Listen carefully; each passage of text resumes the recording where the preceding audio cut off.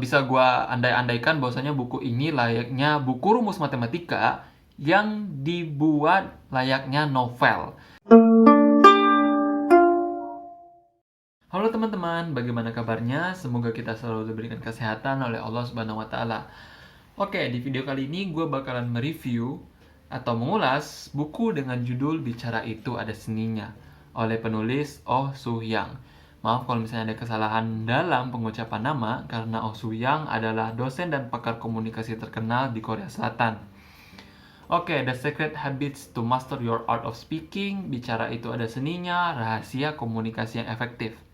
Sebelumnya, kenapa gue tertarik dengan buku ini? Pertama, gue memiliki isu atau masalah terkait tentang bicara dan komunikasi. Ya, kalian bisa menilai sendiri di konten-konten di channel ini bahwasanya isu dan masalah tersebut sangat mengganggu gue dalam membuat konten.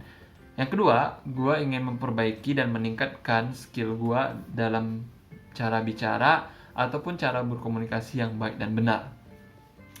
Itu, dan sebelumnya gue juga mau menyampaikan bahwasanya gue sadar ketika gue kecil itu sedikit sekali yang mengajarkan gue cara bicara ataupun cara berkomunikasi yang baik dan benar, sehingga gue membutuhkan seseorang untuk dijadikan acuan.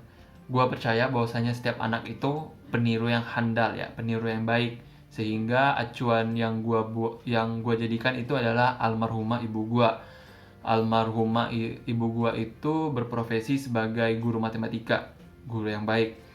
Matematika adalah ilmu yang rumit, sehingga dibutuhkan guru yang dimana cara bicara dan komunikasinya yang baik agar ilmu yang disampaikan itu bisa dipahami oleh siswanya atau siswinya. Oke, masuk ke ulasan gue terkait tentang buku Bicara Itu Ada Seninya. Menurut gue, dari rentang 1 sampai 5, buku ini gue beri nilai 4,5 atau bisa dibilang sangat baik. Kenapa 4,5? Pertama, buku ini sangat menjawab isu atau masalah gue terkait tentang bicara dan komunikasi, tentunya.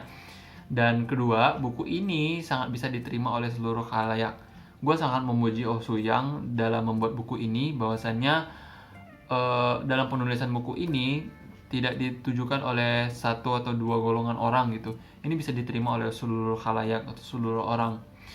Gue tahu juga bahwasannya bicara atau komunikasi merupakan ilmu yang rumit.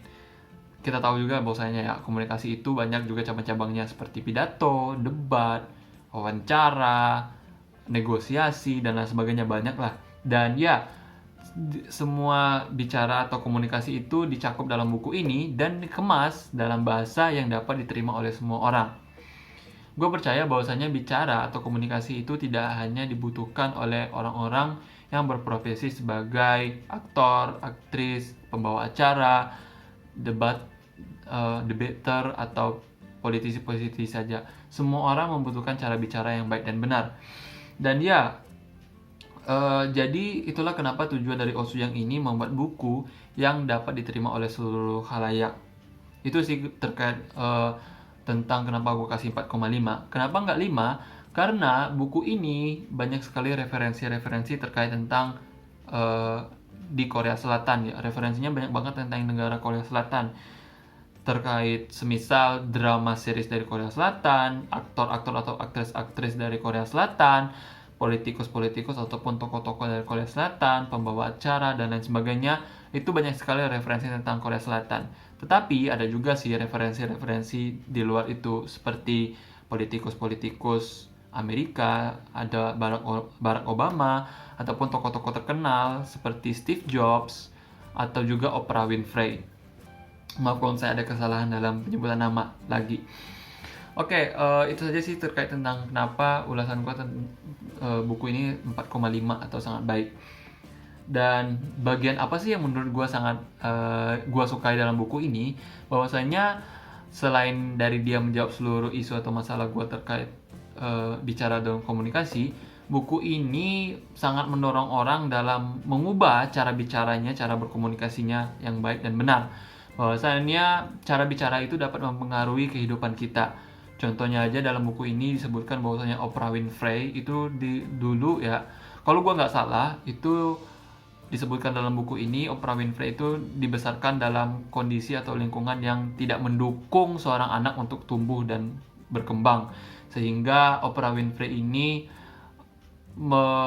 berusaha untuk tumbuh dan berkembang dengan membaca salah satu buku. Kalau gue nggak salah bukunya ini, gue lupa judul dari bukunya apa, tapi judul bukunya ini sangat mendorong Oprah Winfrey dalam tumbuh dan berkembang, dan juga menuntut dia dalam mengubah cara bicaranya.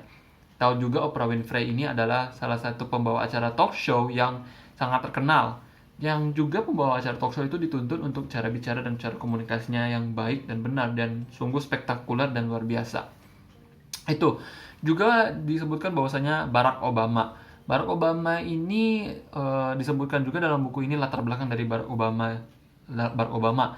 Disebutkan juga setiap tokoh-tokoh yang cara bicaranya baik ataupun pidato berkomunikasinya yang baik itu bukan bawaan dari lahir, tapi mereka mengubah sendiri, mereka meraih sendiri cara bicara mereka tersebut, sehingga diyakinkan bahwasanya setiap orang memiliki peluang ataupun potensi untuk mengubah cara bicara mereka.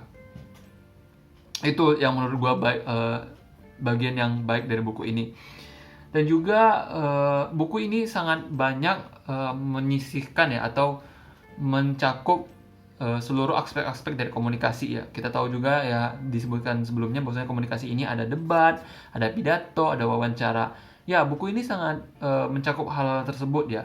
Kita tahu juga bahwasanya komunikasi itu rumit, tapi di buku ini disampaikan secara sederhana dan mampu ditangkap oleh seluruh kalangan ya. Menurut gue itu yang keunggulannya dari buku ini daripada buku-buku komunikasi yang lain. Sehingga bisa gue andai-andaikan bahwasanya buku ini layaknya buku rumus matematika yang dibuat layaknya novel. Sehingga kita tidak bosan gitu, tidak juga ngantuk dalam membaca buku ini. Setiap kali membaca buku ini serasa tidak cukup untuk membacanya sekali. Buku ini bisa dibaca berkali-kali gitu. Terkait kalau misalnya kalian ingin menghadapi pidato, kalian bisa membuka buku ini dan mencari cara jitu berpidato yang baik dan benar. Dan juga yang ingin gue sampaikan terkait buku ini, intinya dari cara bicara dan komunikasi ini adalah semangat. Kita untuk menunjukkan semangat ini yang sangat diperlukan dalam berkomunikasi. Itu saja sih menurut gue yang ingin tambahan dari gue ya. Oke, gue sangat merekomendasikan buku ini bagi teman-teman yang berprofesi atau yang berkeinginan menjadi guru, penyiar radio, pembawa acara, reporter, dan sejenisnya, bahwa buku ini dapat menjawab seluruh pertanyaan, isu, atau masalah terkait tentang komunikasi atau cara berbicara yang baik dan benar. Menurut gue bukan untuk kalangan itu saja. Semua kalangan membutuhkan buku ini. Kita tahu bahwasanya manusia itu adalah makhluk sosial, dan dalam bersosialisasi kita menggunakan komunikasi, sehingga setiap orang dituntut untuk dapat berbicara atau berkomunikasi yang baik dan benar. Itu. Dan juga di zaman seperti ini, komunikasi ataupun bicara itu menurut gue sangat krusial ya. Apalagi bagi pekerjaan-pekerjaan yang dituntut untuk bicara dan komunikasi seperti marketing ataupun dalam kegiatan sosial dan lain sebagainya.